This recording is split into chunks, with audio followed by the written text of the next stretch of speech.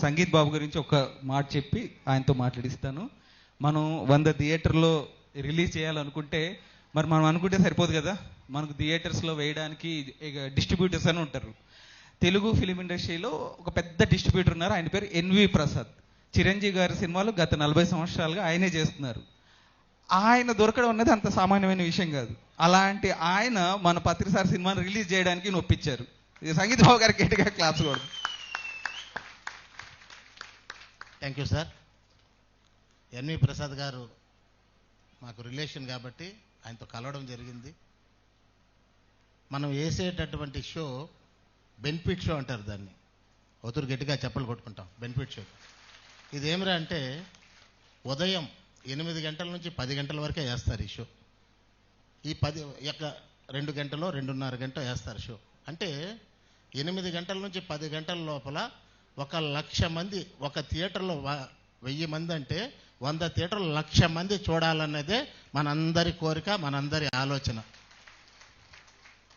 థియేటర్ల కోసం ప్రొడ్యూసర్ గారిని కలిసిన తక్షణమే ప్రభాకర్ గారు, అలాగే వెంకట్ గారు, నేను, మన చంద్ర, ఆచూరి అందరం కలిసిన తక్షణమే ఆయన కొన్ని సూచనలు కూడా మంచిగా వాళ్ళకి చెప్పడం జరిగింది. దాన్ని అన్నీ రెడీ చేసుకొని చేసిన తక్షణమే యథాప్రకారం మీరు ఆంధ్రాలోను అట్లా నైజాంలోను ఎక్కడెక్కడ ఏమేమి థియేటర్లు ఉన్నాయో అన్నీ నేను లిస్ట్ అవుట్ ఇస్తాను.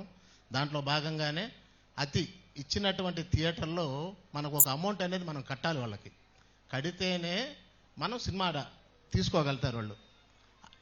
వాళ్ళు అక్కడ నుంచి వేసేదానికి మన దగ్గర నుంచి ఒక అమౌంట్ తీసుకుంటారు ప్రతి ఒక్క థియేటర్లోనూ. అది గమనించాలి, చాలామందికి తెలిసినట్లేదు. ఆ తీసుకున్నప్పుడు మనం ఏం చేస్తున్నారంటే మనం టికెట్స్ పెట్టాలనా లేదనేసి మళ్ళీ అందరూ డిస్కస్ చేస్తారు. కానీ 100 థియేటర్లలో అనేది మాత్రం ఖచ్చితంగా ఆల్రెడీ ప్రోగ్రామ్ డేట్ ప్రకారం అంతా కన్ఫర్మ్ అయిపోయింది. వాళ్ళతో కూడా దానికి సంబంధించిన వాళ్ళతో కూడా మనం మాట్లాడడం జరిగింది.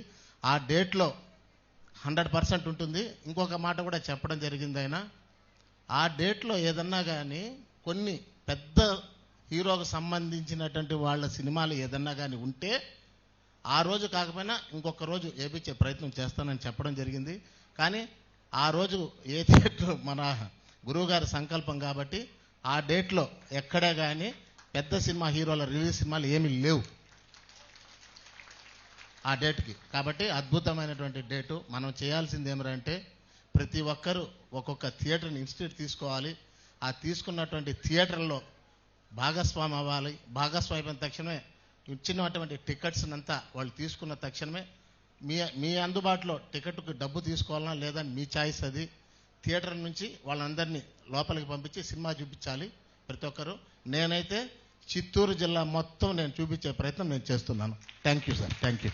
నేను మహబూబ్ జిల్లా బాధ్యత ఆల్రెడీ తీసుకున్నాను. అట్లా ఒక జిల్లా బాధ్యత లేదా కొన్ని 100 మంది బాధ్యత, అట్లీస్ట్ 50 మంది బాధ్యత తీసుకున్న వాళ్ళు దయచేసి మళ్ళీ వెనక్కి రావాలి. ఎస్. సో ఇక్కడ ఏంటంటే చాలా సింపుల్ అండి. మన పత్రిసారిని ఒక పెద్ద స్క్రీన్ మీద చూసుకుందాం అనుకుంటున్నాం. అది కూడా ఏంటి, 1990 నుంచి పత్రికారు ఒక స్టెప్ బై స్టెప్ అడుగడుగున పిరమిడ్ స్పీచెస్ సొసైటీని ఎలా క్రియేట్ చేశారనే మనకు తెలియని ఆ ఫౌండేషన్ గురించి మనం ఈ డాక్యుమెంటరీలో చూపించబోతున్నాం.